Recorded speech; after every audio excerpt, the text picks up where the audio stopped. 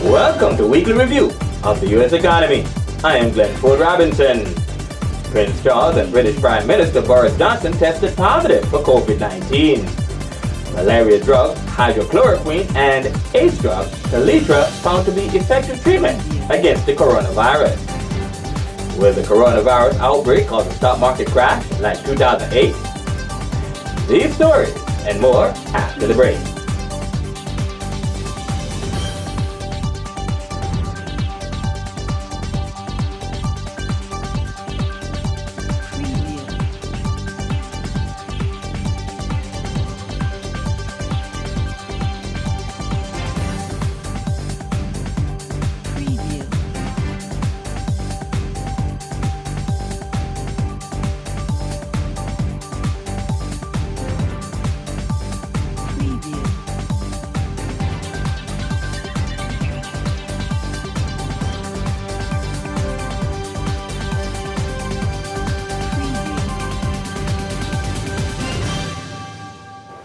Prince Charles and British Prime Minister Boris Johnson have both contracted the coronavirus COVID-19.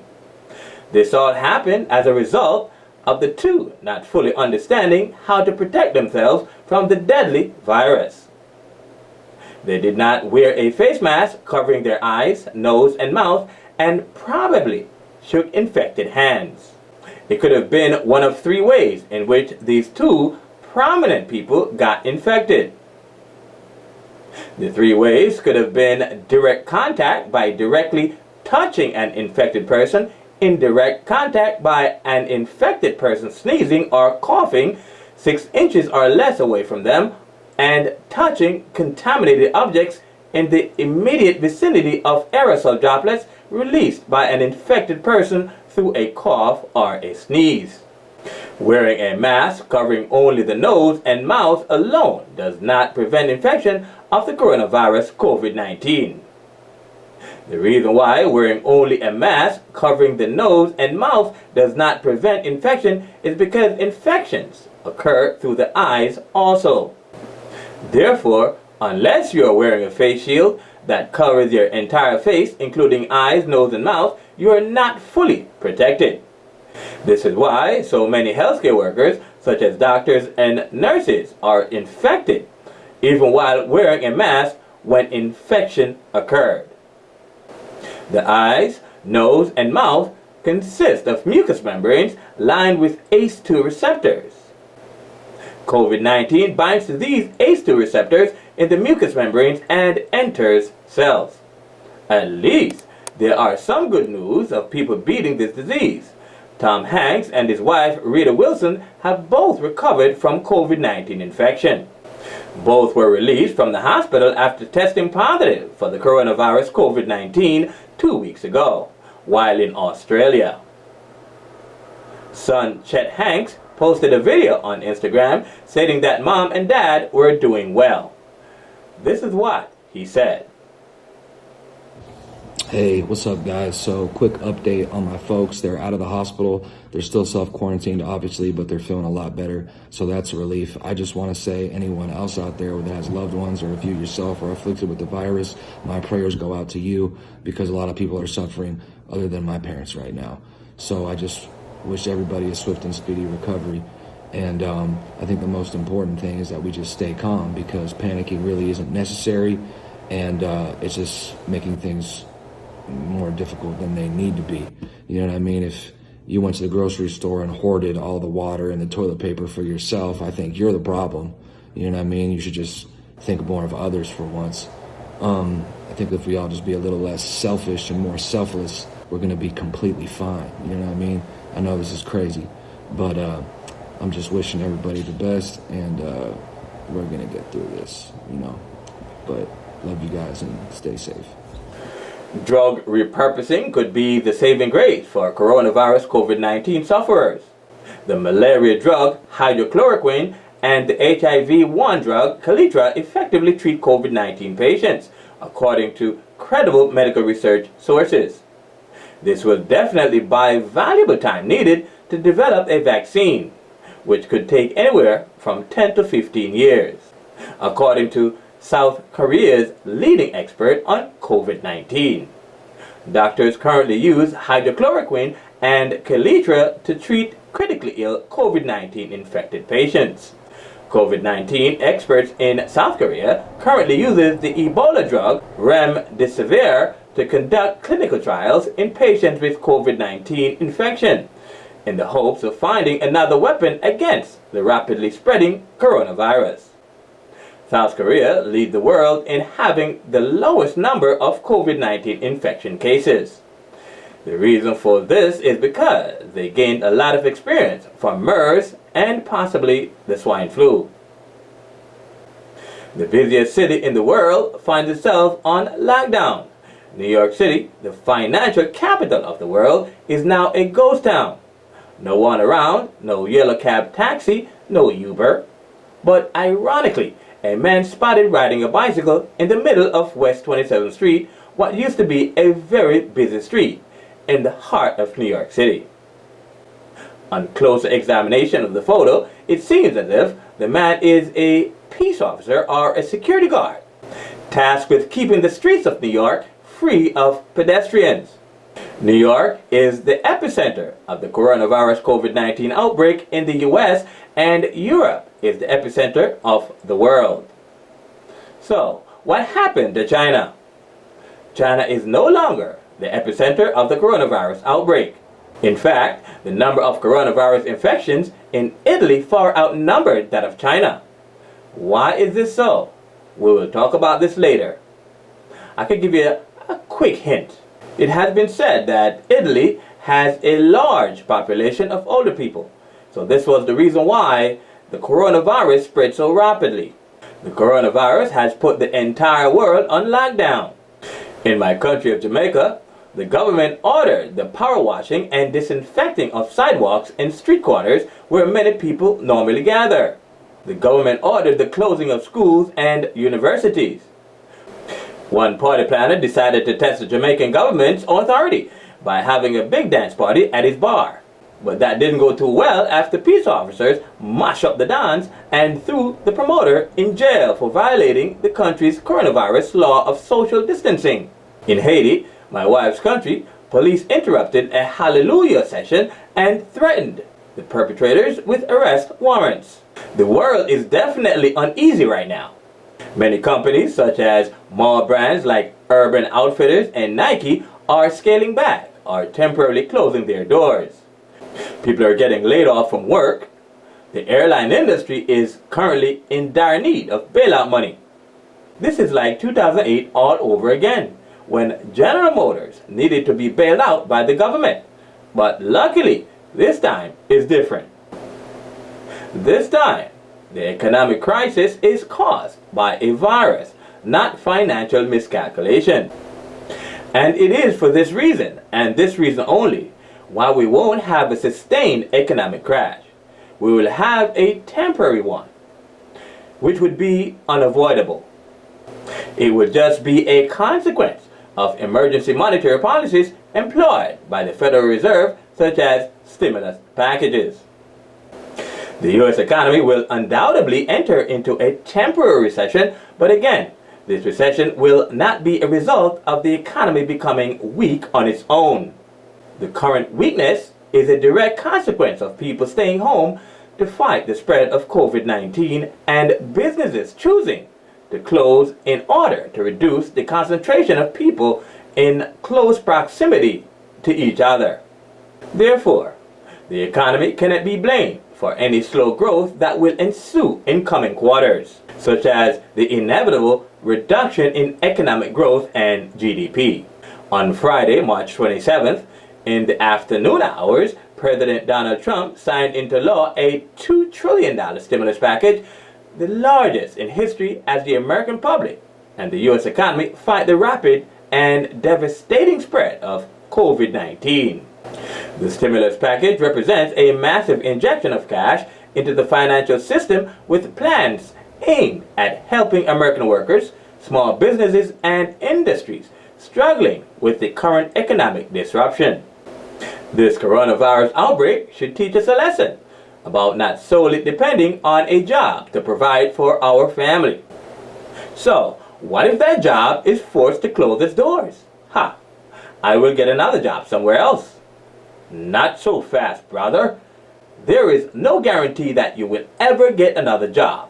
How are you making yourself more resourceful? Answer that.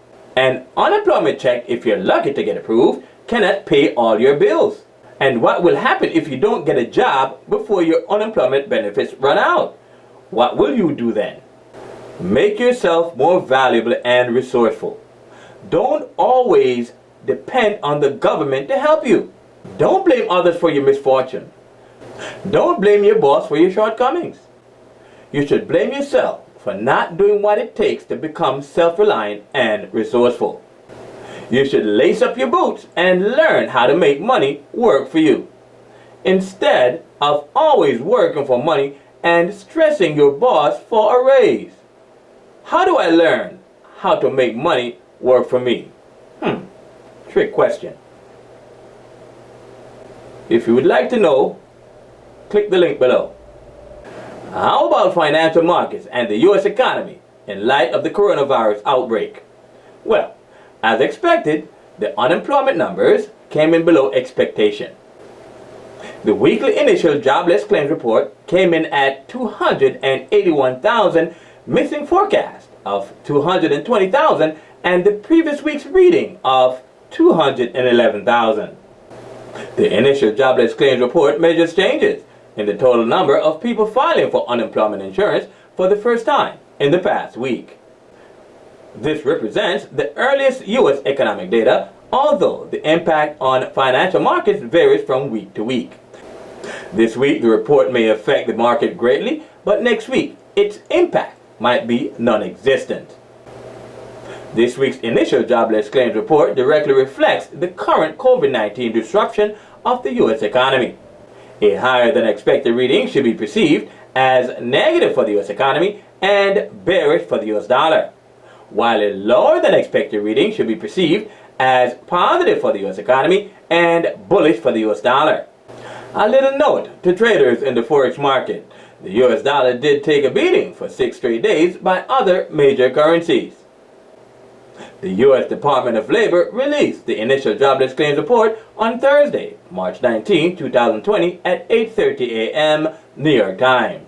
With the initial jobless claims report coming in below expectation, so should the core retail sales report, because unemployed people don't have money to buy retail items, and even if they did, retail stores are closed as a result of the coronavirus COVID-19 outbreak.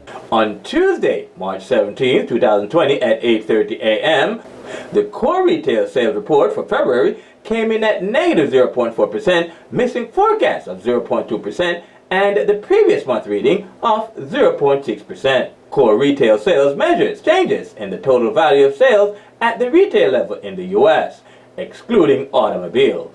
The retail sales report directly measures consumer spending and pace of the U.S. economy. A higher than expected reading should be perceived as positive for the U.S. economy and bullish for the U.S. dollar, while a lower than expected reading should be perceived as negative for the U.S. economy and bearish for the U.S. dollar. The U.S. Census Bureau released the core retail sales report. How has the housing industry fared in these treacherous times? Let's find out. The housing starts number came in less than desirable, but that is to be expected based on seasonal changes and possibly coronavirus fears. The month-over-month housing starts report for February came in at negative 1.5%, missing the previous month reading of 1.4%. The housing starts report measures changes in the total number of new construction underway. The housing starts report is a leading economic indicator because the construction industry is usually the first to go into a recession when economic growth declines and the first to recover when conditions improve. A higher than expected reading should be perceived as positive for the U.S. economy and bullish for the U.S. dollar, while a lower than expected reading should be perceived as negative for the U.S. economy and bearish for the U.S. dollar. Seasonal changes and possibly coronavirus fears may have caused the decline in construction activities reflected in the housing starts report. The U.S. Department of Commerce released the housing starts report on Wednesday, March 18, 2020 at 8:30 a.m. New York time. The building permits report, like the housing starts report, also came in less than expected, posting a 1.464 million building permits issued by the government, missing expectation of 1.500 million and last month's reading of 1.550 million permits issued. The building permits report measures changes in the number of new building permits issued by the government and acts as a key indicator of demand in the housing market. Hopefully now that the Federal Reserve has slashed interest rates to all-time low of 0%, home builders can now get cheap money from banks who will soon be begging creditors to take their low-interest loans. A higher than expected reading of the building permits report should be perceived as positive for the U.S. economy and bullish for the U.S. dollar, while a lower than expected reading should be perceived as negative for the U.S. economy and bearish for the U.S. dollar. The U.S. Census Bureau released the building permits report on Wednesday, March 18, 2020 at 8:30 a.m. New York time. Housing developers slowed down their construction activities for the time being, but how about those homes that have been built already? Will the existing home sales report suffer the same fate as did the housing starts and building permits report? Let's find out. Existing home sales picked up? Well, of course, interest rates are at all-time lows. Anybody can buy a house now. All they have to have is a decent credit score. The existing home sales report came in at 5.77 million, beating estimates of 5.50 million and a previous reading of 5.42 million. The existing home sales report measures changes in the total annualized number of existing residential buildings that were sold during the previous month. This report functions as a tester for testing the strength of the U.S. housing market and therefore serves as a key indicator of overall economic strength. Therefore, this further proves that the U.S. economy is not really weak. Instead, the economy is just suffering from the consequence of fighting off a coronavirus COVID-19 pandemic, one that has never been seen before in recorded history. A higher than expected reading of the existing home sales report should be perceived as positive for the U.S. economy and bullish for the U.S. dollar, while a lower than expected reading should be perceived as negative for the U.S. economy and bearish for the U.S. dollar. U.S. GDP growth numbers for the fourth quarter came in at 2.1%, the same as in the third quarter. Things won't be any better moving forward, considering the onslaught COVID-19 is unleashing on the U.S. economy and the global economy for that matter.